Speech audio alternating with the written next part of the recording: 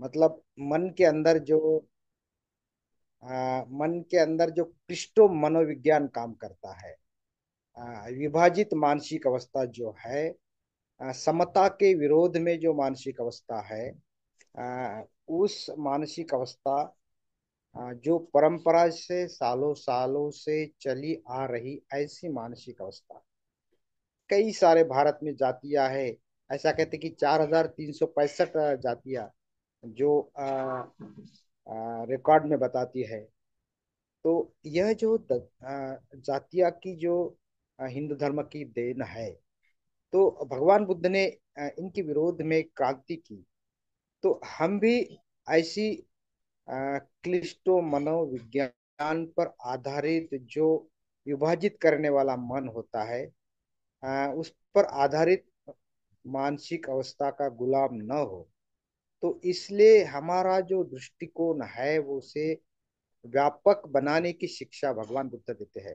दृष्टिकोण को व्यापक व्यापक बनाना, इसका मतलब जो मर्यादित हम देखते हैं, जो मेरा जो मेरे रिश्तेदार हो या नजदीक के, बस उनका उनके ही भले की बात हम करते हैं। जब विशाल दृष्टिकोण विकसित होता है तो दूर दूर तक हम आ, समता का भाव, लोगों के कल्याण का भाव जो मैत्री से आता है। तो मैत्री भावना विकसित करना, इसका मतलब जाति विहीन अवस्था को प्राप्त करना है। तो यह जो समाज में वर्ग की अवस्था है, जाति की अवस्था है, ऐसी अवस्था जो हमें व्यक्ति बन के आगे नहीं बढ़ने देती। तो व्यक्ति बनना मतलब आर्य बनना। जो पुद्गल होते हैं, जो आर्य होते हैं, जो श्रेष्ठ होते हैं, वही ऐसी अवस्था की तरफ विकसित होते हैं। तो यह जो भंते कहते हैं दूसरा चिंतन में कि मेरी जो आजीविका है वो भिक्षुओं के लिए कहती है, वह दूसरों पर निर्भर है, वह पराश्रित है। तो हम भी धम्ममित्र करके, धम्मचारी करके जब देखते हैं तो हमारा आध्यात्मिक विकास जो है हमारे कल्याण मित्र के ऊपर निर्भर होता है। हमारे अन्य मित्र जो है उस उन पर निर्भर होता है। तो यह जो एक दूसरे पर हमारा निर्भर होना, जब हम एक दूसरे के प्रति कृतज्ञता भाव व्यक्त करते हैं। हमने प्रबज्जा ली है, जैसे भिक्खु ने प्रबज्जा ली है, तो भिक्षा पर वह निर्भर रहते हैं, अपने गुरु की शिक्षा पर निर्भर रहते हैं। अभी अभी मैं कल ही बुद्ध गया से आया हूँ, जहाँ धम्म चारों की परिषद आज समाप्त हुई। तो वहाँ पे एक दूसरे के लिए मदद करना, कल्याण मित्रता का विकास करना, कई सारे प्रवचनों में इस बारे में बताया था। और हमने प्रैक्टिकल में देखा था कि अलग अलग सेंटर के, अलग अलग राज्य के, अलग अलग देश के जो ऑर्डर मेंबर वहाँ आए, तो वह एक दूसरे को कैसे मदद कर रहे हैं। सभी जो काम है, सभी एक लाइन में खड़े रहते हैं, चाहे नाश्ता हो, खाना हो, और एक दूसरे को मदद करते हैं। कई सारे लोगों की जो फीस है वो भी वह नहीं भर सकते थे, तो अभया ट्रस्ट जो इंग्लैंड के है, उन्होंने उनकी फीस भरा के उनको शिविर में दाखिल किया, उस कन्वेंशन में दाखिल किया, कई सारे जो गरीब है उनके लिए। तो एक दूसरे को मदद करना, एक दूसरे पर निर्भर रहकर हम तो है, इसकी हमें अगर जागृति रहे तो हम कृतज्ञता भाव व्यक्त कर सकते हैं। तो हमारा जीवन जो है आध्यात्मिक जीवन है, गुरु कल्याण मित्र पर निर्भर है। तो हमारा हमारी याचना जो है, हमारी विनती जो है, बार बार विनती करना, और कृतज्ञता भाव जो है मन में मित्रों के प्रति या दूसरों के प्रति जो हमें मदद करते हैं, उनके प्रति कृतज्ञता भाव को विकसित करते रहना, यह दूसरा चिंतन बहुत महत्वपूर्ण है। तीसरा चिंतन जो बताते हैं कि हमारी जीवनचर्या है, दिनचर्या है, सुबह से लेके शाम तक, तो हम शीलों पर आधारित क्या हमारा जीवन है? क्या हमें हमारे कर्म जो है उनके प्रति जागृति है? सबरे उठते हैं तो शाम तक सोने तक हम कैसे हमारी दिनचर्या करते हैं? तो जागृति का अभ्यास इस चिंतन में है। मन में जो क्लेश निर्माण होते हैं, क्लेशों के प्रति जागृति का अभ्यास जो है, तो मेरा ऐसा विशेष प्रकार का जीवन है। चौथा जो चिंतन बताया है अंगुत्तर निकाय में, वह है अगर मेरी कोई निंदा करता है, मेरी आलोचना करता है, मेरी शीलों के प्रति आलोचना करता है, तो क्या मैं उसे स्वीकारता हूँ या उसका मूल्यमापन करता हूँ? उसमें क्या सही है? क्या जो मुझे चाहे कोई मित्र हो या चाहे कोई कल्याण मित्र भी होता, अगर मेरे शिलाचरण के प्रति वह कुछ टिप्पणियां करते हैं, कुछ हमें सूचनाएं देते हैं, तो क्या हम उसे स्वीकार करते हैं? तो यह जो चौथा चिंतन है बहुत महत्वपूर्ण है। ये जो शील है सभी साधना का आधार है। और शील मजबूत है तो शील के आधार पर समाधि निश्चित ही मजबूत होगी। और शील के लिए, शील के विकास के लिए जो री और अपत्राप्य, इस गुण को विकसित करना होता है। क्योंकि मुझे अंदर से समझ में आना चाहिए कि मैं ये गलत कर रहा हूँ, तो इससे मेरे जो आदर्श है, मेरे जो कल्याण मित्र है, ये जो समाज है तो इनसे हमारे प्रति जो विश्वास है वो कम हो जाएगा। तो और मुझे भी शीलों का भंग अगर मैं करता हूँ तो मुझे अगर री का विकास हुआ है तो मुझे मन से ही मुझे ऐसा लगेगा कि मैं यह शीलों का उल्लंघन कर रहा हूँ। तो उसे जागृति से देखना, समझना, अगर और उसके प्रति मेरे मित्र कुछ आलोचना करते हैं तो उन टिप्पणियों को भी देखना, समझ लेना। तो यह चौथा चिंतन है। उसके बाद जो पांचवा चिंतन है वह है आ, यह जो संघ के भाई है, बह सभी है, तो वह मुझे जो मदद कर रहे हैं, आ, तो उन उनके प्रति कृतज्ञता का भी भाव व्यक्त करना है। और जागृति के साथ बार बार शिलाचरण को चेक करना है, नैतिक मूल्यों को चेक करना है। तो यह जो पांच चिं- शुरुआत के जो हमारी जीवनचर्या जो है, हमारी दिनचर्या जो है, यह इस सत्य पठान के आधार पर क्या हो रही है?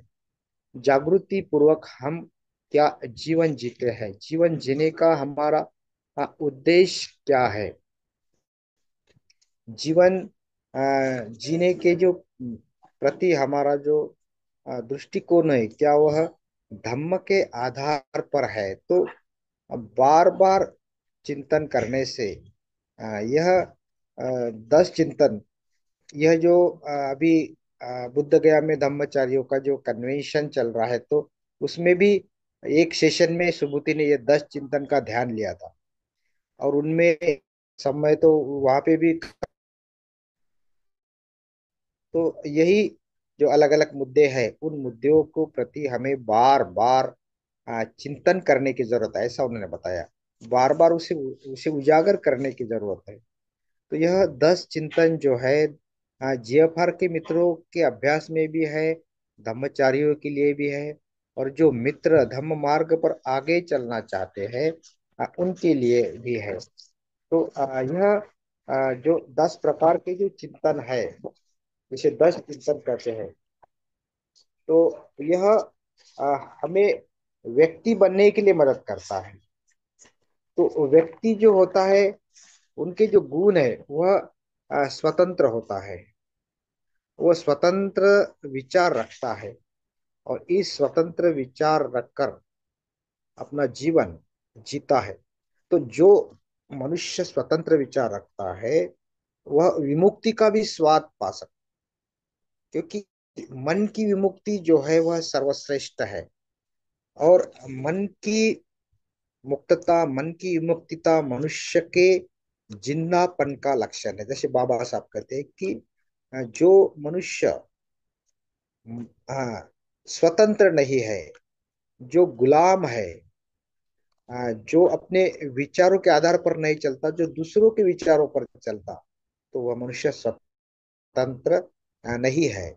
जो मनुष्य कार्य कारण भाव को नहीं समझता और भगवान पर विश्वास करता है, यह दैववादी दृष्टिकोण स्वीकारता है, दूसरा मेरा विकास करेगा ऐसा दृष्टिकोण स्वीकारता है। तो यह विरुद्ध शिक्षा है। व्यक्ति जो होता है कार्य कारण भाव पर, मतलब जो भी कर्म मैं करता हूँ उस कर्म, उस जो विपाक के वो कारण है। सुखद अगर मुझे विपाद चाहिए तो मेरे कर्म भी कुशल होना चाहिए। अगर अकुशल कर्म से कार्य करते हैं, चाहे काया वाणी मन से हो, तो उन अकुशल कर्म से दुख आएगा ही आएगा। तो यह जो व्यक्ति होता है हर समय जागरूक रहता है, हर कर्म की वह जिम्मेदारी लेता है, वह आध्यात्मिक दृष्टि से नैतिक रहता है, स्वतंत्रता का भी अनुभव लेता है, वह संवेदनशील रहता है, भावनिक दृष्टि विधायक रहता है। तो ऐसे कई सारे व्यक्तियों के गुण बुद्ध बताते हैं। व्यक्तियों के मतलब आर्य लोगों के, श्रेष्ठ लोगों के। और इसी अभ्यास को भक्ति संरक्षक जी जो है तो व्यक्ति विषय को लेकर आगे बढ़ाते हैं, नई तरह से वो पेश करते हैं। तो सर्वश्रेष्ठ व्यक्ति बनना यह 10 चिंतन का मुख्य उद्देश्य है। और शुरू के जो 5 चिंतन है तो यह केवल सैद्धांतिक अभ्यास नहीं है, वह भी चिंतन का भाग है। लेकिन मनुष्य को एक व्यक्ति करके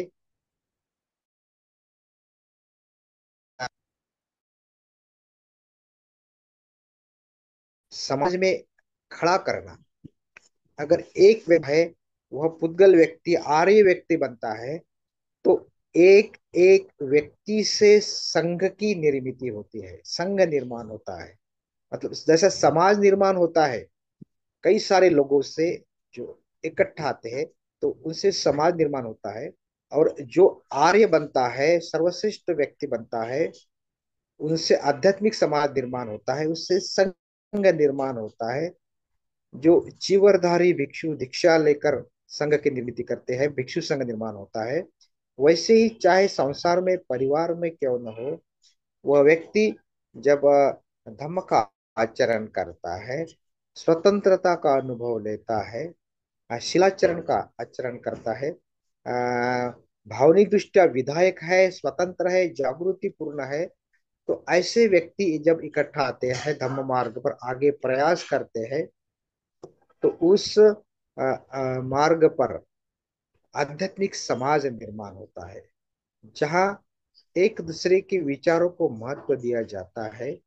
आध्यात्मिक समाज में मनुष्य का विकास हो सकता है, क्योंकि वहाँ विमुक्ति का, स्वतंत्रता का अनुभव ले सकते हैं।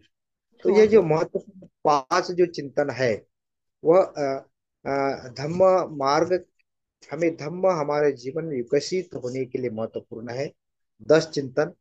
तो 5 चिंतन जो अ, हमने अलग अलग जगह जो बताए हैं, तो अभिन्न पन्न सुत्त में उस बारे में बुद्ध ने बहुत सारी जानकारी दी है। तो उसमें से जो आगे के 5 मुद्दे हैं जो हम ध्यान साधना में अभ्यास में लेने वाले हैं। तो यह जो अ, जैसे सल्लेख सूत्र में अभ्यास बताया है, हर रोज वह पढ़ना चाहिए। अ, मनुष्य का जीवन, जीवन के प्रति अ, हम मनुष्य जीवन को कितनी गंभीरता से लेते हैं, दुर्लभ है से मनुष्य जीवन को। और हमें अगर इस दुर्लभ जीवन हमें अगर मिला है, मनुष्य ही है जो बुद्धत्व की प्राप्ति कर सकता है। तो ऐसे मनुष्य को, मनुष्य जीवन को अगर श्रेष्ठ बनाना है, तो धम्म मार्ग में हमें आगे बढ़ना होगा, आगे हमें प्रयास करना होगा। तो यह जो 10 चिंतन है, 10 चिंतन हमें इस मार्ग पर अ, अ, हमें आगे बढ़ा सकते हैं, विकसित करते सकते हैं। तो मैं कैसा जीवन जी रहा हूँ? क्या जागृति पूर्वक जीवन जी रहा हूँ? जीवन जीने का उद्देश्य क्या मेरा इस धम्म मार्ग पर चलकर ध्येय की ओर जाना है? तो जागृति से ही हम समझ सकते हैं कि मैं जो जीवन जी रहा हूँ वह जीवन सही में उसकी दिशा जो है जागृति की ओर, जागृति से ध्येय की ओर जा रही है या नहीं, जिसे स्मृति संप्रजन्य कहते हैं। तो स्मृति जो है, ध्येय की स्मृति जो है, संप्रजन्य है, ध्येय के प्रति जागृत रहने का अभ्यास है। यह सतिपट्ठान का, ध्यान का अभ्यास है। तो यह जो सतिपट्ठान की साधना जो है, ध्यान की साधना जो है, यह केवल कुशन पर बैठकर करने की साधना उतनी ही नहीं है। हम ध्यान तो करते हैं, कुशन पर बैठकर ध्यान तो करते हैं, चिंतन भी वैसा ही है। चिंतन का ध्यान हम कुशन पर बैठकर केवल उतना ही ध्यान नहीं है। तो चिंतन की हमारी जो प्रक्रिया है, यह निरंतर चलना चाहिए। जो हम पढ़ते हैं, जो हम लिखते हैं, तो स्पष्टता के साथ हमारे थिंकिंग, हमारे विचार होना चाहिए।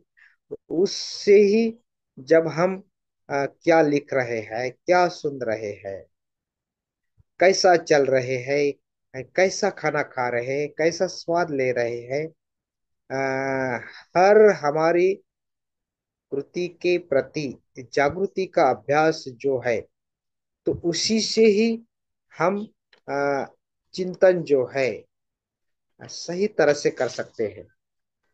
तो यह जो चिंतन का अभ्यास है, जो अभिन्न पन्न सूत्र में दिया है, तो जागृति पूर्वक जीवन ही ऐसा ही मनुष्य जो चिंतन कर सकता है। जब अश्वजित जो है, जो 5 शिष्यों में भगवान बुद्ध के जो प्रमुख अग्र 5 शिष्यगण है, तो अश्वजित जो बनते हैं अ, चल रहे थे जागृति पूर्वक, स्मृति पूर्वक, और उनकी जो सुंदरता है उसी कारण निखर रही थी। एक एक उनका पैर जो है जागृति पूर्वक वो आगे बढ़ के चल रहे। तो जब उन्हें अश्वजित जो है वह अश्वजित को देखता है सारीपुत्र, और सारीपुत्र जब अश्वजित को देखता है तो वह प्रभावित होता है, और वह बुद्ध के पीछे पीछे अश्वजित के पीछे पीछे चलकर, जब वह शांत बैठे रहते अश्वजित, तो वहां जाकर वह पूछते हैं कि आपके गुरु कौन है? आपकी इतनी सुंदर मुद्रा है, आपकी उतनी जागृति पूर्वक चाल है, जीवन जीने का तरीका, विमुक्ति का स्वाद लेकर आप जीवन जी रहे हैं। तो जब वह बताते हैं कि भगवान बुद्ध मेरे गुरु है, और वह जो है वह कारणों को समझकर उपाय ढूंढते हैं। हर क्रिया जो है, हर जो परिणाम जो है, उसके जो कारण जो है, कारण को समझना, परिणाम और कारण को बदल कर ही परिणाम को भी बदल सकते हैं। तो संक्षिप्त में ये जो कार्य कारण भाव जो बताते हैं बुद्ध भी, अश्वजित बुद्ध की शिक्षा का थोड़ा अंश में सार बताते हैं। तो उसी से ही सारिपुत्र और मोगलैन जो है बुद्ध के संग में दाखिल होते हैं। तो जागृति का अभ्यास ये ऐसी बात है, वह ढेर सारे प्रवचन, कई सारे बातें बताने से केवल जागृति पूर्वक कृति जो है हमें अन्यों को आकर्षित करती है, हम अन्यों को प्रभावित करती है, और वह हमारे पीछे चले आते हैं, मतलब धम्म के पीछे पीछे चले आते हैं। बुद्ध जो है, बुद्ध ने केवल अपना काम का, वह धम्म प्रचार का काम बुद्ध करते रहे और लोग उनके पीछे पीछे आते रहे। जैसे बुद्ध को लोग जादूगर कहते हैं, सहजता से लोग बदलते गए, लोग बुद्ध के संघ में दाखिल होते गए और कारवा आगे बढ़ता रहा, संघ विकसित होता रहा। और वह जो प्रभाव है 2500 साल के पश्चात भी हम आज भी देख रहे हैं। तो बुद्ध गया में जब हम अनुभव किया अगले सप्ताह में मैंने कि कई सारे लोग श्रद्धाओं से बार बार दंडवत कर रहे, बार बार वहां पे अपनी साधना कर रहे हैं। कई सारे देशों के कई सारे अलग अलग बोली भाषा बोलने वाले एक दूसरे को वह नई भाषा समझ रहे, लेकिन फिर भी वह अपनी जो श्रद्धा है वह अभिव्यक्त कर रहे हैं। तो बुद्ध का जो प्रभाव है, सालों साल उनके धम्म के द्वारा आ, जगत पर वह प्रभाव दिख रहा है। और बुद्ध का धम्म जो है वह अकालिक है, कालों से परे है, और सालों साल वह वैसा ही चलता रहने वाला वह प्रभाव है। तो यह जो इस चिंतन में निश्चित ही हम उन बुद्ध के उस प्रभाव को हमारे भीतर आने देते हैं, सो हम ग्रहणशील बनते हैं और बुद्ध के धम्म को धीरे धीरे समझने लगते हैं। तो चिंतन हमें धम्म समझने के लिए मदद करता है। तो आज के 10 चिंतन में हम आगे वाले 5 चिंतन का ध्यान करने वाले हैं। तो इस प्रवचन को आपने सुना, सभी का बहुत बहुत धन्यवाद, थैंक यू, आभारी हूँ।